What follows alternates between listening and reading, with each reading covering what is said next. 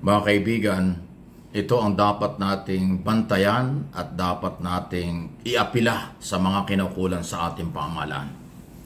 Dapat po ay mag-file na ng mga kasong kriminal laban po sa mga may kinalaman sa Pogo operation.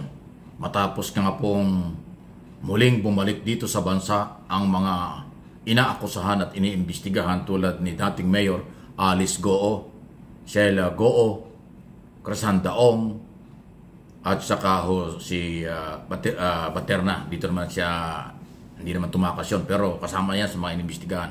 Maging si Harry Roque o kung sino-sino. Kaya ang pinakamaganda rito, bilisan nila ang pagpapail ng kaso at ang iba ho dyan, non-bailable eh. Lalo po yung human trafficking. So parang makulong na at nang hindi na makatakas.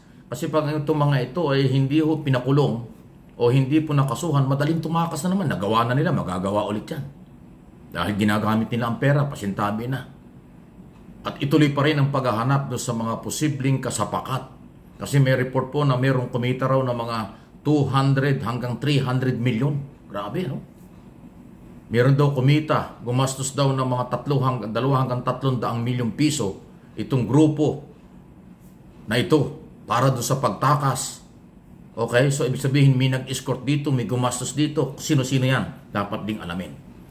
Kaya tulad ng sinabi ko, ang dapat gawin at ating bantayan, kulitin natin ang mga kinukulan sa gobyerno na bilis-bilisan ang pagpapail ng kaso para makulong na yung mga yan at nang hindi na makatakas. Kasi pag yung mga yan hindi po nakulong, tatakas na naman yan. Nagawa nilang tumakas minsan, gagawin ulit yan. Kaya dapat nilang bilisan. Attention sa Department of Justice, tama na po yung maraming press conference. Kailangan po ba tuloy-tuloy ang galaw?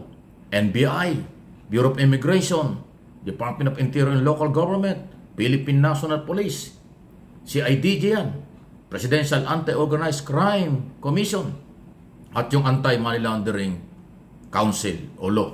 Although sa Anti-Money Laundering Council, nakapag-file na sila ng kaso. 87 counts nga. 87 kaso ang ipinay nila dito sa grupong ito. Pag napatunayan nga, 7 hanggang 14 na taon per count ang kaparusahan. Kaya nga 1,200 plus years. Ganong karaming taon sila makukulong. At dapat makulong talaga. Pero yung ibang kasong kriminal, tungkol dun sa pamimeke ng mga dokumento kung paano sila naging Pilipino. Okay? Yung human trafficking. Kasi nag-recruit sila ng maraming mga Chinese national na ginawang Pilipino dito sa atin. At marami pang mga kaso. Hindi ko na alam kung ano pa. Alam yan ng NBI, alam yan ng PAO, alam yan ng PNP. Kaya dapat bilis-bilisan ninyo. Hindi tayo nagmamagaling. Sinasabi ko lang ito at ng aking mga channel, katulad nitong MA Pinoy TV at Mike Abi Opinions, dahil baka tayo malusutan na naman. Pera-pera po ang gumagana. Hindi ho pwedeng walang kumita dyan. Hindi ho pwedeng walang nag-escort dyan. May kasapakat dyan ng mga Pilipino kung bakit nakatakas. At kung nagawa nila yon, ulitin ko, kayang-kaya ulit nilang gawin dahil pera ang pinapairal. Huwag na kayo magmalinis. Sabi nga ni Pangulong Marcos, may gugulong na ulo. Dapat ma-identify sino.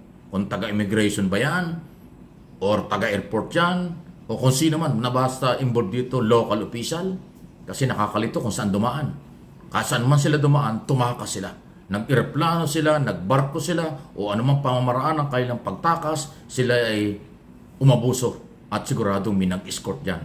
Merong ginastos ng malaking pera. Kaya ngayong report na mga 2 hanggang 300 milyon, malamang.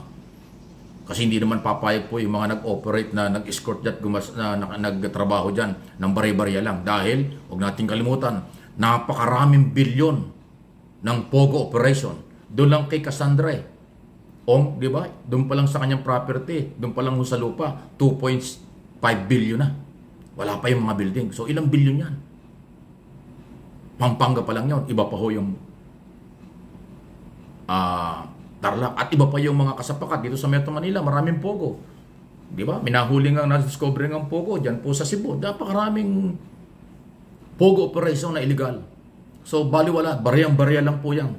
Katiting lang yung 300 o 200 milyon. Barya. Kahit bilyon, kaya nilang gumastos. Yun ang nakakatakot. Pag gumastos sila ng malaking pera o pag hindi nakulong yung mga yan. Dapat yung mga yan, katulad sa ibang bansa, nakakulong na, nakaposas pa. Dito lang man sa atin, na nakakulong pakuya-kuya-kuy pa Sa ibang bansa po, pag nakakulong, nakaposas. Lalo na ito.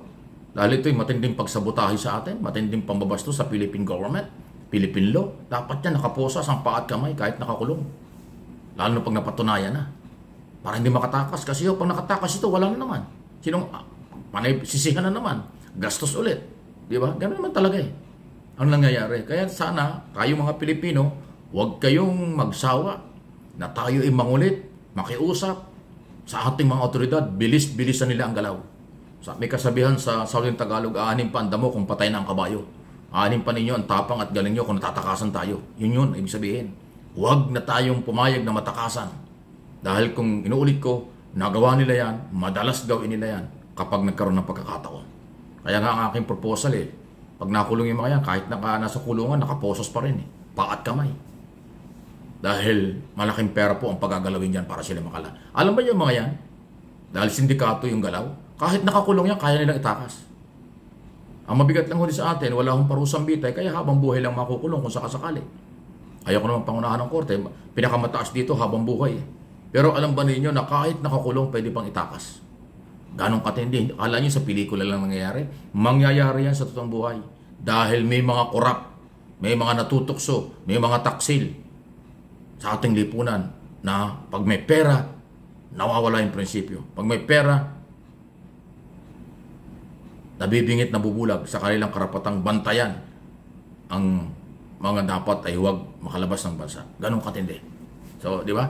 Kaya hindi ibig sabihin ito, tapos na. Hindi ibig sabihin, nakabalik na sila sa Pilipinas, tapos na. Nagsisimula pa lang ito. Maraming investigasyon, pero habang may investigasyon, i-file na ang maraming kaso.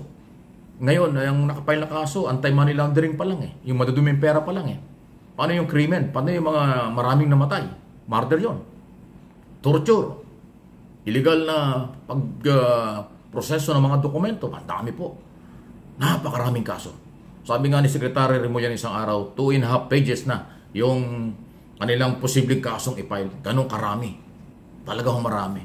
Mabubulok sa kulungan ito mga ito. Dito pa lang sa anti-money laundering law, 87 counts, 7 hanggang 14 na taon ang kaparusahan ng isang kaso. Kaya nga mahigit na 1,200 years. Hindi ka naman mabubuhay ng gano'n. Gano'n katindi. Pero inuulit ko, kahit nakakulong, kapag malaking sindikato at malaking pera ang kailang hawak, kaya nilang patakasin yan. Kaya nilang makawala yan. Kaya dapat maging maingat hanggang sa kulungan. Hindi lang korte.